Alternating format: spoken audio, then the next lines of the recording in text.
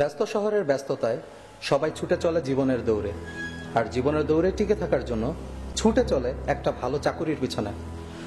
আজকে আমরা চাকুরি নামে সোনার হরিণের পেছনে এক ছুটে চলা যুবকের বাস্তব অভিজ্ঞতা তুলে ধরব।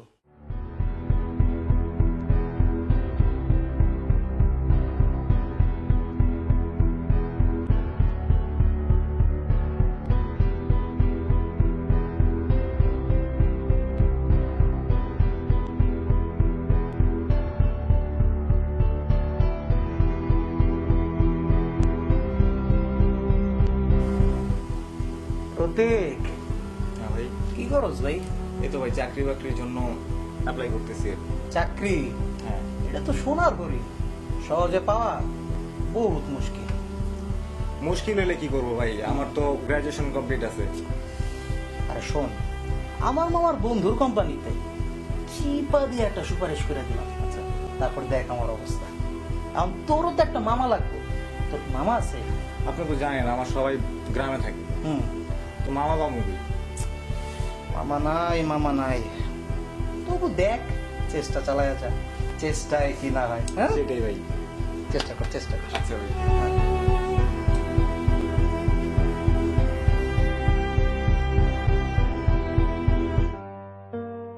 স্যার আসবো? আসেন, বসেন। কি চাকরির ইন্টারভিউ দিতে আসছেন? জি স্যার। আপনার নাম কি? জি, আমার নাম প্রতীক আহমেদ। আপনার সিভিটা দেখি।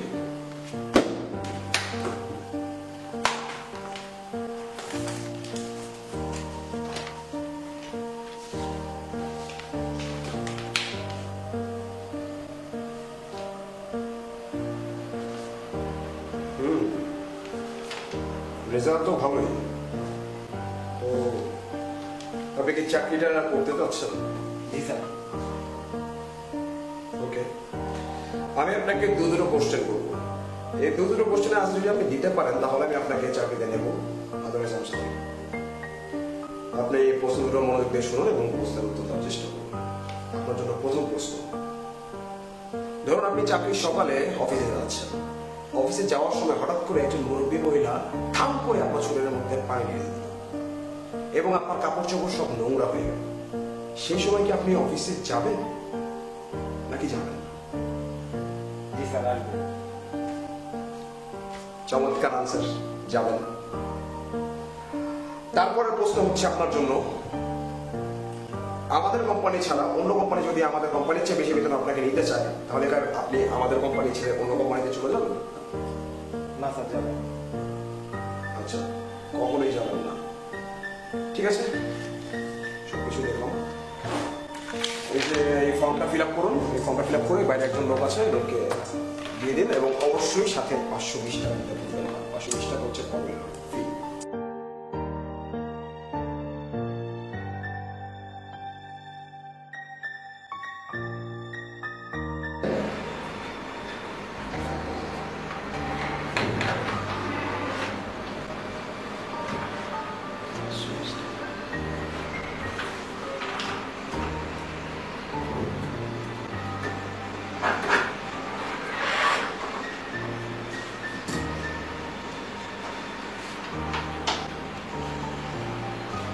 আপনি কাল আসুন, ঠিক আছে?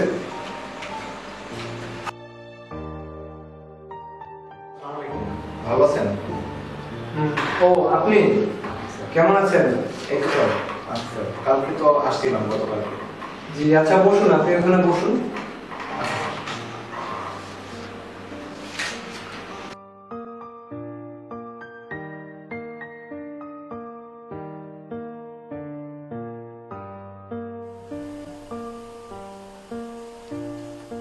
ও আচ্ছা, আপনি আসছেন? জি স্যার। আজকে কখন আসার কথা ছিল? হ্যাঁ, জি স্যার। আপনি গতকাল ফর্ম ফিল আপ করেছিলেন? জি স্যার। 520 টাকা দিয়েছিলেন? জি স্যার। আচ্ছা আচ্ছা। আর একটা ব্যাপার দেখুন, সেটা হচ্ছে প্রত্যেকটা অফিসে কিছু নিয়ম কানুন থাকে। সো আমাদের এই কোম্পানিতেও কিছু নিয়ম কানুন আছে যা আপনাকে মানতে হবে। যদি আপনি মানতে পারেন তাহলে আমাকে চাকরি করতে পারেন। সো আপনি এখানে নিয়ম কানুনগুলো আমি বলছি, আপনি এই নিয়ম কানুনগুলো একটু শুনুন থাকবে। আচ্ছা, নিয়মগুলো হচ্ছে আমাদের অফিসে একটা ইন্স্যুরেন্স কিনতে হয় 8,000 টাকা দিয়ে। সেই ইন্স্যুরেন্সটা যদি আপনি করতে পারেন তাহলে আপনি চাকরিটা পাবেন। এছাড়া আমি সরি, আপনাকে আমি চাকরি দিতে পারছি না। স্যার আমি কোনো টাকা দিতে আসিনি এখানে, আমি এখান থেকে টাকা নিতে আসছি। সেটা তো অবশ্যই নিতে আসছেন, বাট আমাদের একটা নিয়ম, আসলে নিয়মের বাইরে তো আমরা আসলে যেতে পারি না। আপনার নিয়ম আপনি রাখেন। আমি গতকালকে যে 520 টাকা দিয়ে গেছি ওই টাকাটা আমাকে ব্যাক করেন। গতকালকে 520 টাকা। হ্যাঁ। আচ্ছা হেবেন, জি স্যার। একটু এদিকে আসো তো। জি স্যার, এদিকে আসো। এই গতকালকে উনি 520 টাকা দিয়েছিলেন? জি। আচ্ছা আচ্ছা, তো টাকা কি সব ব্যাংকে পাঠিয়ে দিছো? স্যার ওই টাকা তো গতকালের ফান্ডে জমা হয়ে গেছে। ও আচ্ছা, আমি এক্সট্রিমলি সরি, টাকাটা গতকাল ফান্ডে জমা হয়ে গেছে। So I hope you don't mind. আমি এখানে টাকা নিতে আসছি, টাকা দিতে আসি নাই। আমি আসলে বুঝতে পারছি ব্যাপারটা, বাট ব্যাপারটা দেখুন, এটা আমাদের কোম্পানির নিয়ম। সো আমাদের কোম্পানির নিয়মের বাইরে আমরা যেতে পারি না। আমি কালকে টাকা দিয়ে গেছি 520 টাকা, 520 টাকা ফেরত দেন। 520 টাকাটা কি মানে এর করা কোনো সম্ভবই না এখন? না স্যার, একেবারে পসিবল না। আচ্ছা, আপনি বুঝতে পারছেন ব্যাংকে ঢোকানো হয়ে গেছে। ফাইজলামি পাইছেন মিয়া, ব্যবসা খুলে পাইছেন, মাইসের থেকে টাকা লয়ে যান, ফাইজলামি করেন। আসলে দেখুন, যত সব ফালতু লোক। আচ্ছা সুইটি, আজকে কতজন আসছে ইন্টারভিউ দিতে? স্যার 55 জন। 55 জন। আচ্ছা। হ্যাঁ হ্যালো, নেক্সট কে আসছে? হ্যাঁ ইন্টারভিউ দিতে, হ্যাঁ পাঠিয়ে দেন।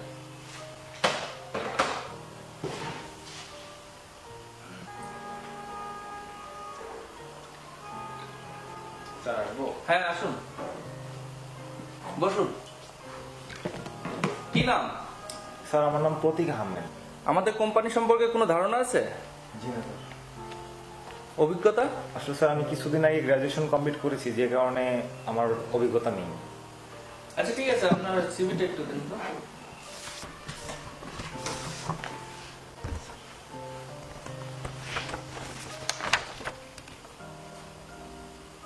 হ্যাঁ, রেজাল্ট তো ভালো। ঠিক আছে, আপনাকে একটা সুযোগ দেওয়া যেতে পারে, কিন্তু আমাদের কিছু শর্ত আছে, মানতে পারবেন? কিরকম শর্ত? দেখুন, এটা আমাদের কোম্পানির শর্ত। আপনি প্রথম 3 মাসে কোনো বেতন পাবেন না। পরবর্তী 3 মাসের আপনার টাকা পুরোটাই আমাদের কোম্পানি ডেভেলপমেন্ট ফান্ডে জমা থাকবে। আপনি কি রাজি আছেন? আসলে স্যার আমি আপনার কোনো শর্ত মেনে চাকরি করতে চাচ্ছি না। সুইটি, জি স্যার। তুমি কতদিন আছো? এই তো স্যার 3 মাস। বেতন পেয়েছো? না স্যার, এই পর্যন্ত তো কোনো বেতনই পাইনি। দেখেছেন, তারাও একই রুলস ফলো করে, এখন পর্যন্ত বেতন পায়নি। এখন আপনাকে যদি জব করতে হয় তাহলে আপনাকেও একই রুলস ফলো করতে হবে। এখন আপনি পারবেন কিনা দেখুন, চিন্তা করে দেখুন। স্যার আমি কোনো শর্ত মেনে চাকরি করতে পারবো না। ওকে, ভালো। দেখুন, আপনি যদি রুলস ফলো না করতে পারেন, না মানতে পারেন, তাহলে আমাদের পক্ষে আপনাকে জব দেওয়া সম্ভব না। ঠিক আছে, ওকে, আপনি আসতে পারেন।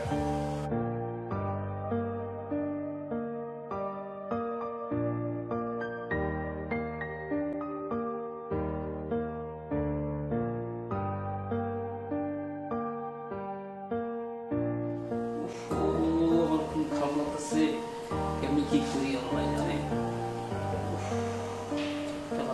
চিন্তা শেষ হয়ে গেল।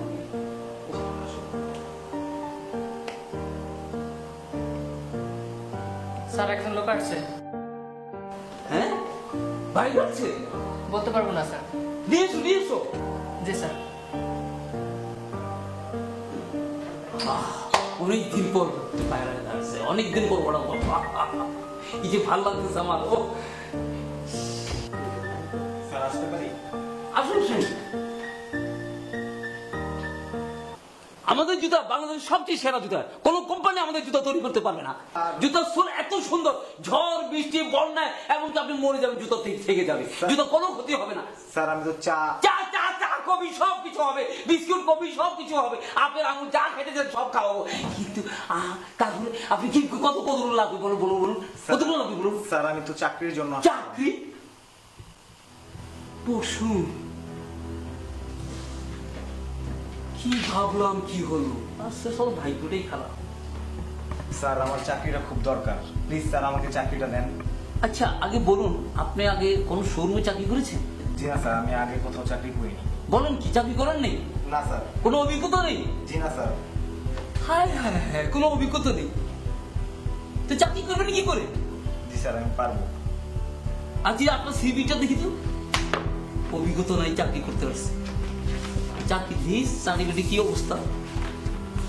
হ্যাঁ, ভালো তো, বাহ, ভালো রেজাল্ট।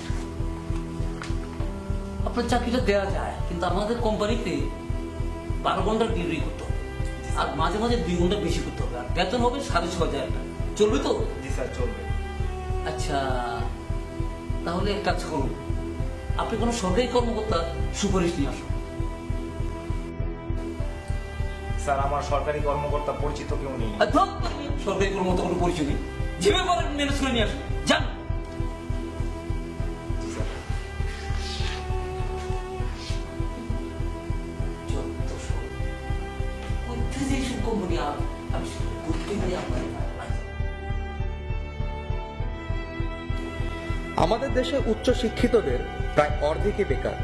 কাজের বাজারের চাহিদার সঙ্গে শিক্ষা ব্যবস্থা সঙ্গতিপূর্ণ না হয় দেশে শিক্ষিত বেকারের সংখ্যা বেড়েই চলেছে।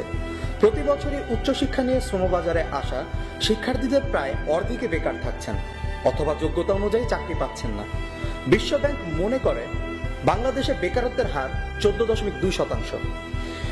সবার কাছে একটাই প্রশ্ন, বেকারত্ব নামের এই ভাইরাসটি বাংলাদেশ থেকে কবে দূর হবে?